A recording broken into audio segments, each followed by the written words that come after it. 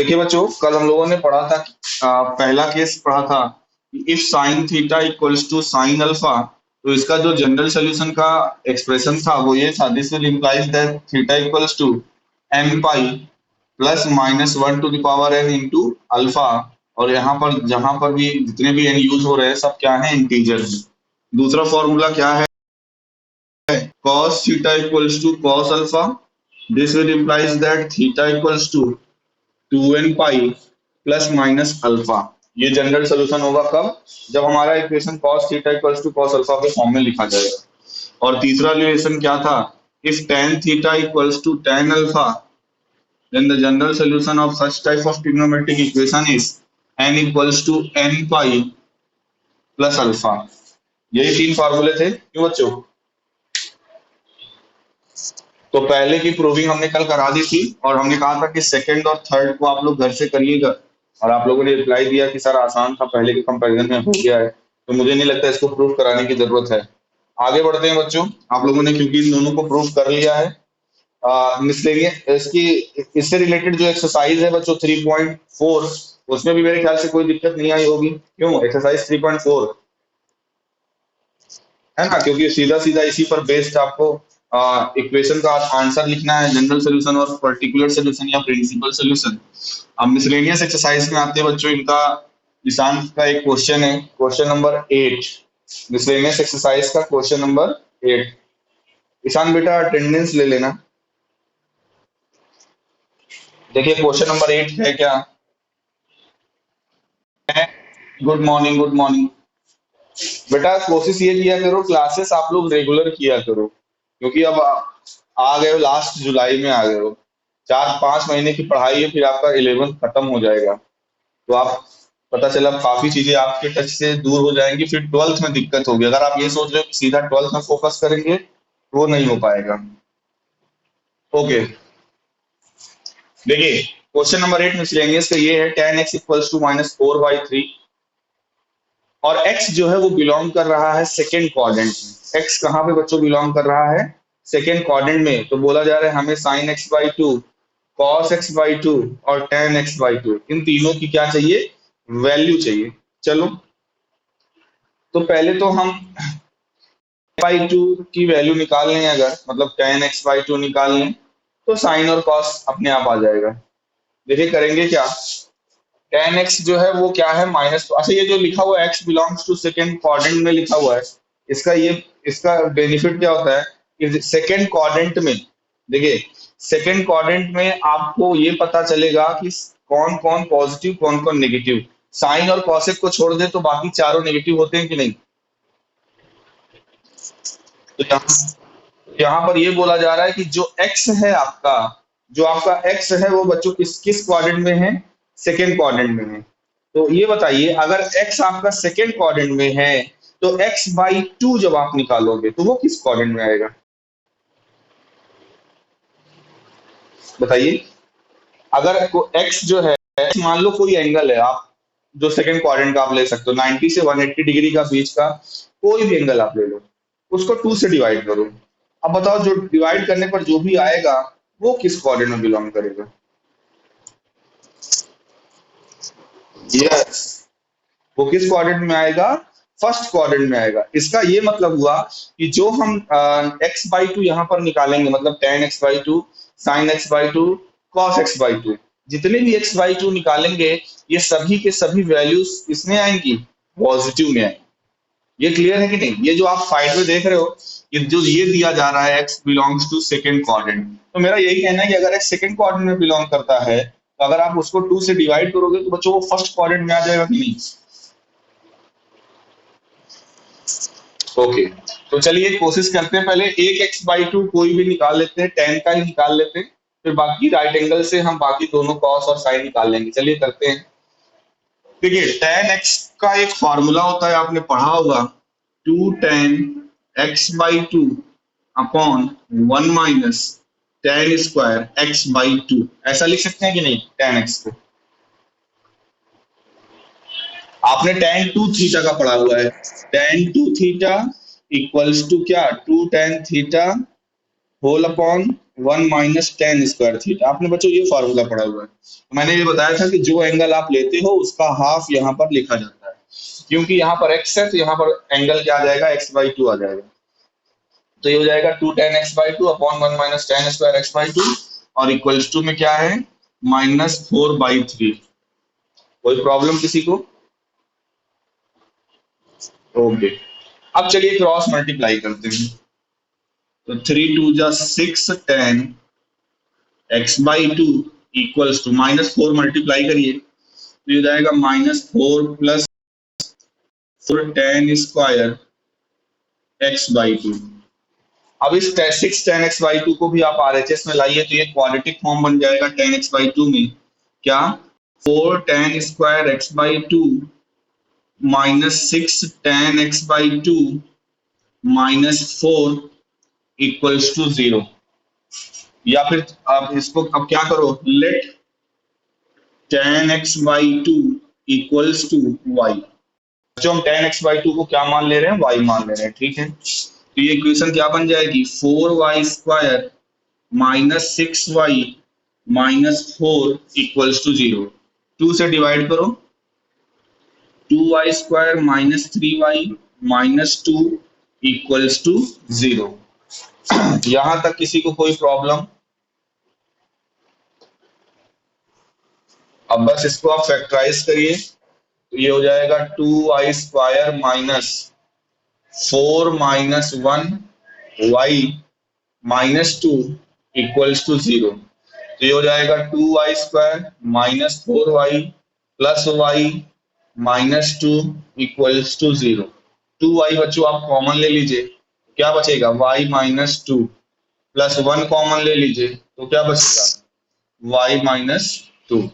एक ब्रैकेट में आ गया y-2 और दूसरे ब्रैकेट में आ गया 2y + 1 इक्वल्स टू 0।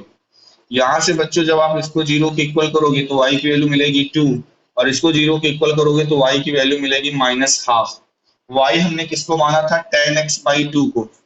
तो tan x इक्वल्स टू मिला इधर से 2 और tan x/2 इधर से मिला -1/2। हम बच्चों ये कह रहे हैं कि नॉट एक्सेप्टेबल, हम इस वैल्यू को नहीं ले सकते। क्यों नहीं ले सकते? As x/2 belongs to first quadrant and we know that all the trigonometric ratios are, the value of all the trigonometric ratios are positive in first quadrant, therefore this value is not acceptable। तो हमारे लिए tan x/2 की value क्या आ जाएगी, therefore tan x/2 is equals to 2। इतना समझ में आया सभी को? अब देखिए मेन काम देखो बच्चा यही तक था। अब tan x/2 आ गया है, हमें साइन और कॉस भी चाहिए। कुछ नहीं करना है, आप क्या करिए, एक राइट एंगल ट्राइंगल बनाइए, जैसे अभी तक आप 10th वगैरह में करते थे। क्या? एक राइट एंगल ट्राइंगल बनाइए, इस एंगल को आप लिखिए x/2 और tan थीटा इक्वल्स टू होता है परपेंडिकुलर अपॉन बेस, सभी को पता है। यहाँ पे डिनोमिनेटर में कुछ नहीं है तो आप 2/1 लिख सकते हैं कि नहीं? तो परपेंडिकुलर यहाँ पे 2 हो जाएगा, बेस हो जाएगा 1। अब इस ट्राइंगल में जैसे ही आप पाइथागोरस थ्योरम लगाओगे तो हाइपोटेन्यूज बच्चों √5 आएगा कि नहीं? बस अब आपको क्या चाहिए, साइन और कॉस चाहिए। तो देयरफॉर sin x/2 क्या होता है, p/h परपेंडिकुलर अपॉन हाइपोटेन्यूज, तो 2/√5। cos x/2 भी निकालना है, ये क्या होगा, बेस बाई हाइपोटेन्यूज 1/√5। तो sin x/2 cos x/2 tan x/2 तीनों आ गया है और तीनों ही देखिए पॉजिटिव में है। क्लियर है सभी को? तो मेरे ख्याल से मैंने क्वेश्चन नंबर 8 बता दिया, तो आप लोग क्वेश्चन नंबर 9 और 10 बिल्कुल इसी पैटर्न पे है, कर लोगे। ठीक है, देखिए 10वां वाला तो बिल्कुल इसी पैटर्न पे है कि उसमें x सेकंड क्वाड्रेंट में बिलोंग कर रहा है, तो जाहिर सी बात है x/2 फर्स्ट में आ जाएगा। ये बताइए 9th वाले में x को बोला जा रहा है कि x थर्ड क्वाड्रेंट में बिलोंग कर रहा है। अगर ये बताइए x थर्ड क्वाड्रेंट में है तो x/2 किसको आएगा, क्वेश्चन नंबर 9 में। भाई थर्ड क्वाड्रेंट में कहां से कहां तक का एंगल आता है?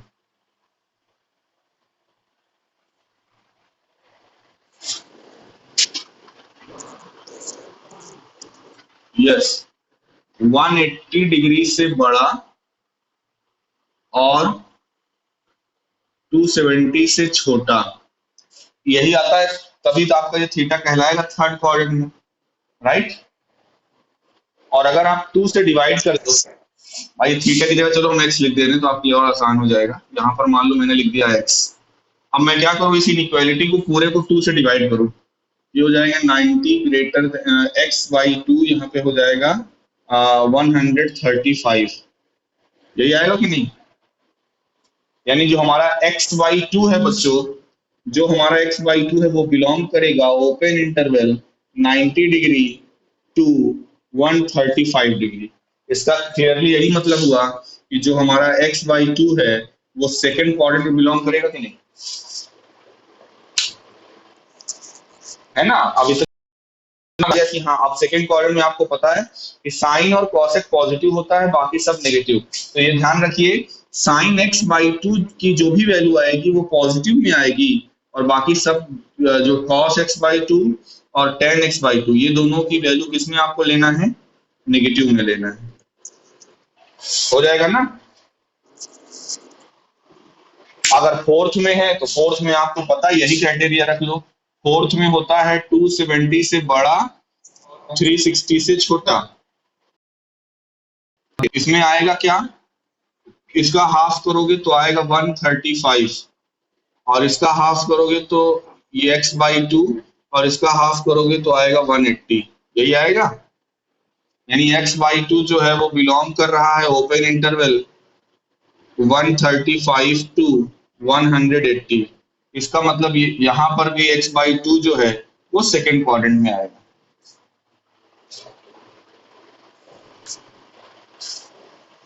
आया समझ में सभी को?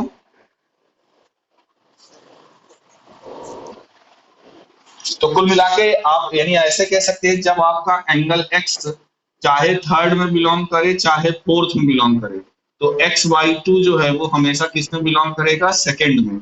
और अगर आपका एक्स सेकंड में बिलोंग करे या फर्स्ट में बिलोंग करे, तो हमेशा एक्स बाई टू किस में बिलोंग करेगा, फर्स्ट में। क्लियर है सभी को ना। और उसी के बेसिस पे जो भी वैल्यू लगा निकालिएगा, पॉजिटिव निगेटिव आप लास्ट में भी लगा सकते हैं। मान लो अभी जैसे हमने वो ट्राइंगल बनाकर साइन और कॉस निकाला, तो हमने लिख दिया कि जैसे मान लो 1/√5, हमने लिख दिया था साइन एक्स बाई टू की वैल्यू 1/√5।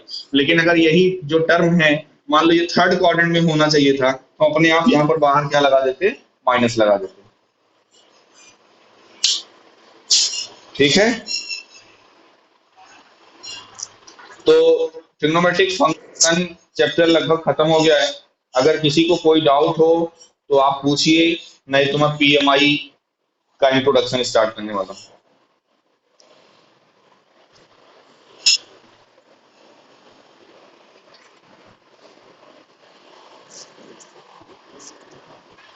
चलो कोई बात नहीं, आप लगा कर रखिएगा। अगर नहीं आएगा तो आप नेक्स्ट क्लास में भी पूछ सकते हैं, कोई ये नहीं है कि हम आगे बढ़ गए तो पीछे गए। अब देखिए, अब आप लोगों से एक राय लेनी है बच्चों। देखिए लास्ट ईयर हुआ क्या था, इस चैप्टर को पीएमआई को हटा दिया गया था, सिलेबस से रिड्यूस कर दिया गया था। और सीबीएसई ने कहा है शायद वो इस बार भी सिलेबस को रिड्यूस करेगी और लास्ट जुलाई तक देगी। तो अगर हम इस चैप्टर को पढ़ाएं, अब मान लो डिलीट हो गया तो फिर हमारा टाइम बर्बाद चला जाएगा, ये जो हमने इसको पढ़ाया है। तो क्या करें, अगला चैप्टर पांचवा वाला स्टार्ट करें या इसी? हाँ यही हम भी सोच रहे हैं, स्किप कर देते हैं, और अगर सिलेबस आ जाता है उसमें ये रहे तो पांचवे के बाद चौथे को पढ़ा देंगे। हाँ हाँ, है तो इजी कहो तो हम इंट्रोडक्शन में बता देते हैं, ये कौन टफ तो नहीं है, तो इजी है, पूरा स्टेटमेंट बेस्ड है। और एक ही प्रोसीजर लगना है सभी क्वेश्चन पे, एक ही प्रोसीजर। आप भी लगो बेटा, किसान कोई क्यों बोलने लगे रहो, तुम भी लगो। क्यों, तुमको नहीं पढ़ना क्या? किसान को बोल रहे हो, लगे रहो। अरे कोई बात नहीं, अच्छी बात है, समय ज्यादा मिलता है तो पढ़ लेता है तो अच्छी बात है। तो बताइए क्या करें, चौथा चैप्टर पढ़ाएं या पांचवा? ओके, पांचवा स्टार्ट करते हैं। अगर सिलेबस से हट जाएगा तो हमारे लिए बेनिफिट रहेगा, हमारा टाइम भी बचेगा। फिर हम कभी क्लास में इसको इंट्रोडक्शन दे देंगे, आप घबराइए नहीं। पीएमआई कभी कभी यूज होता है, तो हम बता देंगे पीएमआई है क्या। 15-20 मिनट के लेक्चर में हो जाएगा। ठीक है, उसकी आप चिंता ना करें। तो अगला जो टॉपिक है बच्चों, नया चैप्टर है। तो नए चैप्टर को शुरुआत करते हैं नए वीडियो के साथ।